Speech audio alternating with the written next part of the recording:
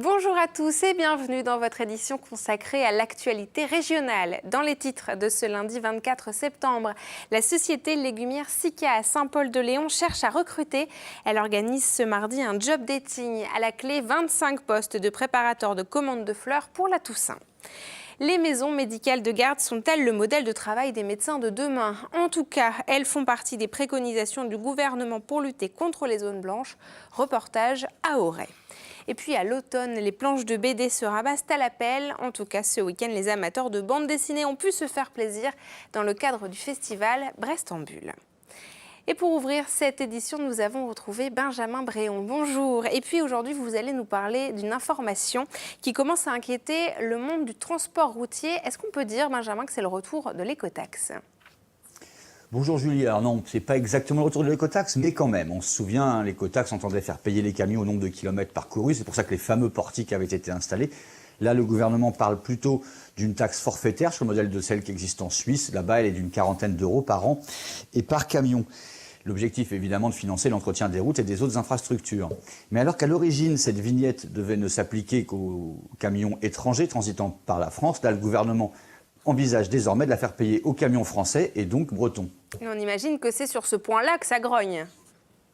Oui, alors on a fait le tour aujourd'hui des responsables économiques bretons concernés et le moins qu'on puisse dire, c'est qu'ils sont debout sur les freins. Ils estiment que la Bretagne est déjà doublement pénalisée, d'une part par sa situation géographique, périphérique, et d'autre part par le fait que son industrie agroalimentaire est à faible marge, et donc ils estiment qu'elle ne peut pas absorber de taxes supplémentaires. Du côté de la FNTR, donc les transporteurs routiers, on refuse 1 euro de plus. Le MEDEF Bretagne parle d'incompétence du gouvernement. Quant aux agriculteurs, par la voie de la FDSEA, ils préviennent, si ça devait se présenter, ils pourraient se mobiliser comme en 2013. Et ça sent, ce dossier, le baptême du feu pour le nouveau ministre de la Transition écologique, François de Rugy. Oui, Julie, on peut dire ça. Alors bon, sur la forme, il s'est déjà bien planté ce week-end là, en allant défendre l'écologie en montagne et la réintroduction de l'ours en hélicoptère et en mocassin, ce qui a évidemment pas manqué de faire ricaner. Mais là, sur le fond, on parle de fond, effectivement, ça pourrait être son premier casse-tête, notamment avec les Bretons. Sa chance dans cette histoire, si on peut dire, c'est que cette taxe devrait s'appuyer sur une directive européenne, ce qui donc, vu la lenteur des procédures, laisse à tout le monde un petit peu de temps. Personne ne croit à une mise en œuvre avant 2020. L'autre avantage des directives européennes, c'est que ça permet aussi de faire porter le chapeau à Bruxelles. Il ne serait pas le premier à tirer sur une telle ficelle. Eh bien, un dossier à suivre. En tout cas, merci beaucoup, Benjamin, pour ces explications. 25 emplois sont à pourvoir du côté de Saint-Paul-de-Léon dans le nord du Finistère. La société Sika organise un job dating ce mardi après-midi pour effectuer ses recrutements. C'est une première pour l'entreprise légumière. Des emplois temporaires d'une durée de 15 jours pour préparer les commandes avant la période de la Toussaint. Selon l'entreprise, ces emplois pourraient déboucher sur des jobs plus pérennes, comme nous l'explique Tanguy Léon, le responsable RH de la Sika, au micro de Christophe Boucher. C'est la première fois qu'on le fait. On avait envie de dynamiser un petit peu notre méthode de recrutement en innovant. Le principe, c'est de provoquer la rencontre plutôt que d'attendre d'avoir des candidatures sur notre boîte mail recrutement. On s'est dit que de cette façon, on allait toucher un public plus large, on allait renouveler aussi un vivier dont on se rend compte qu'il est plus difficile aujourd'hui d'attirer, donc on a décidé d'innover. Nous recherchons des gens qui sont réactifs, disponibles, ponctuels, avec un réel esprit d'équipe, un goût forcément du travail bien fait. On manipule un produit frais, donc on le manipule avec précaution. Derrière ces besoins saisonniers, il y a de réelles possibilités d'intégration au sein des équipes. Et on va continuer de parler emploi en Bretagne dans votre chronique Toute Image, la Bretagne en 5 infos, préparée aujourd'hui par Benjamin Bréon. 36 000, c'est le nombre de postes qui cherchent preneurs sur le site de Pôle emploi Bretagne, selon les chiffres avancés ce lundi par son directeur Frédéric Sévignon. C'est comme toujours le cas dans l'agroalimentaire, l'hôtellerie et l'aide à domicile, mais aussi pour des métiers moins souvent cités comme plombier ou charpentier. C'est ce mardi que Gal Valerius, le breton de Plusquelec poursuivi aux États-Unis pour trafic de drogue et blanchiment, connaîtra son sort. Dans un document signé avec la justice américaine, il évoquait d'impressionnantes quantités de stupéfiants passés par le site qu'il gérait. 90 kg d'héroïne, 450 kg de cocaïne, 45 kg de méthamphétamine, etc. Il encourt jusqu'à 40 ans de prison. On fera le point dès ce mardi avec notre confrère Dimitri Rouchon-Bory, le journaliste du Télégramme qui a sorti l'affaire en France. C'en est fini du langos, du langoustier échoué devant Peraridi à Roscoff depuis 2015, dont le démantèlement est désormais acté. Reste à savoir quand. Son propriétaire avait jusqu'à ce dimanche pour déposer son dossier que les affaires maritimes indiquent ne pas avoir reçu. Le propriétaire, pour sa part, dit attendre des autorisations pour entrer sur l'estran avec des engins. En attendant, il risque désormais une amende qui pourrait être salée jusqu'à 1 500 € plus 100 € par jour de retard. Les 9 voiliers de l'Armada de l'Espoir ont pris la mer ce lundi à Brest. À leur bord, 77 jeunes venus pour certains du monde maritime, mais pour d'autres de structures diverses, de la Fondation d'Auteuil à la mission locale pour l'emploi. Rendez-vous jeudi à Concarneau pour leurs premières impressions.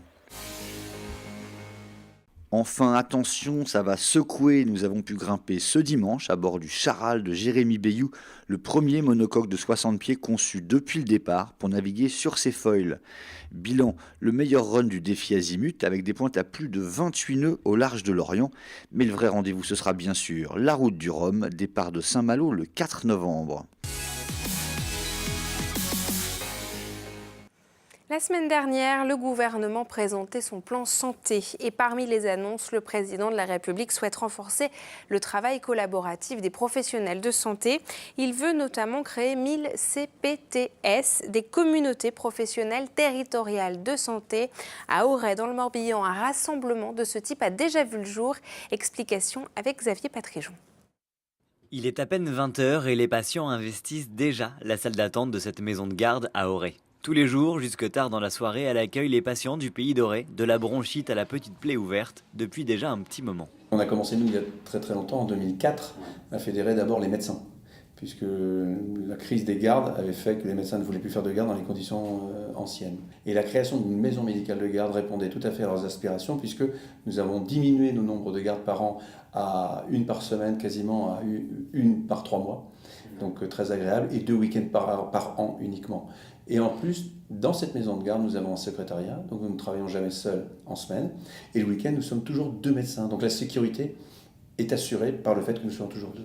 Il s'agit d'un des exemples de ce que le plan santé devrait favoriser, notamment autour des CPTS, les communautés professionnelles territoriales de santé. On est plus que dedans puisqu'on en est quasiment précurseur, puisque sur la notion de CPTS, à Auray, avant que les ARS n'existent en 2010, nous avions créé la Fédération bretonne interprofessionnelle de santé, qui était un regroupement logiquement de libéraux, d'hospitaliers et de médico-sociaux, mais à l'époque, la crainte de briser les murs était telle que c'est devenu une association plus libéral qu'autre chose. Maintenant, la grande question, c'est le financement. Il va donner des moyens au CPTS, mais il a dit qu'il n'en créerait que 1000. 1000, ça ne fait pas beaucoup pour arriver à... Donc j'ai peur que la taille des CPTS soit trop grande ou qu'on en fasse des trop petites. J'attends de voir la réalité de l'annonce et de savoir ce qu'on va enfin pouvoir faire en augmentant la capacité qu'on ait à faire. Ces CPTS, outre une prise en charge plus globale, devraient aussi faciliter les parcours de santé, allant de la consultation aux actes médicaux en passant par les soins complémentaires. Et nous ouvrons une page sport à présent. Le Brest-Bretagne handball démarre très fort sa saison. C'est la 6e victoire des Brestoises. Elles restent invaincues pour l'instant en LFH. Samedi soir, elles se sont imposées 29-23 face à Nice à domicile. Prochain match pour celles qui ont remporté la Coupe de France la saison dernière, le mercredi 3 octobre face à Fleury. On va écouter tout de suite Cléopâtre Darleux au micro de Ludovic Jean. On est de mieux en mieux, on progresse à chaque match. Il y a encore une belle marge de progression. Donc il faut qu'on continue sur cette lancée-là, comme on va commencer la Ligue des Champions dans 2 semaines. Donc voilà, c'est de bon augure qu'on ait engrangé des points en championnat, de la confiance. Et maintenant, c'est les choses sérieuses qui vont commencer après. Et en football, en revanche, le début de saison de l'En Avant Guingamp vire à la catastrophe. 6 matchs, 6 défaites. Et le match de ce dimanche face aux Girondins de Bordeaux a emmené les Bretons encore plus bas dans la stupeur. Ils se sont inclinés 3-1 et sont donc derniers du classement de Ligue 1. Mauvais week-end également pour Rennes qui s'est incliné 3-1 face au PSG. En Ligue 2, Lorient est second du classement, juste devant Brest. À noter que Laurent Villebout reçoit dans l'émission Multisport de ce lundi soir le Morbihanais Victor Guillemot, vainqueur de la Coupe de Bretagne de descente en VTT. Rencontre également avec Pierre Lecor, champion d'Europe de triathlon. Et il y aura également un retour sur le trophée Azimut, une émission que vous retrouvez à 19h15 et à 23h15 et en replay sur vos sites internet. Et ce mardi, en direct, ne loupez pas le match de basket de National 1, un derby qui va voir s'opposer l'Aurore de Vitré au CEP Lorient. Vous retrouvez les garçons en direct à 19h55 sur vos antennes locales TBO et TB Sud. À chaque début d'automne, c'est le même rituel. Les amateurs de bande dessinée ont rendez-vous aux ateliers des Capucins à Brest pour des rencontres exceptionnelles avec les auteurs. Cette année, l'association organisatrice Brest en Bulle a dénombré pas moins de 15 000 visiteurs. Et Pauline Ferco était également sur place. S'il est des artistes talentueux qui n'hésitent jamais à passer du temps avec leur public, ce sont les auteurs de bande dessinée. Ce week-end aux Capucins à Brest, ils étaient 80 à avoir répondu à l'invitation de l'association Brest en Bulle. Et il y a aussi le public des chasseurs de dédicaces qui, eux, suivent ce genre d'événements partout et sont là très tôt le matin. Mais ce n'est pas forcément eux qu'on vise. Nous, on vise le grand public et il répond présent ici à Brest. Venus de toute la France, les auteurs, généreux, prennent le temps pour chaque dédicace, chaque question de lecteur. Et il faut patienter aussi pour nos artistes locaux comme Face à Briac et Java qui ont travaillé à 4 mains sur Quai, une histoire au sommaire de l'étonnante revue collaborative Casier. Moi j'avais essayé justement de faire une histoire sans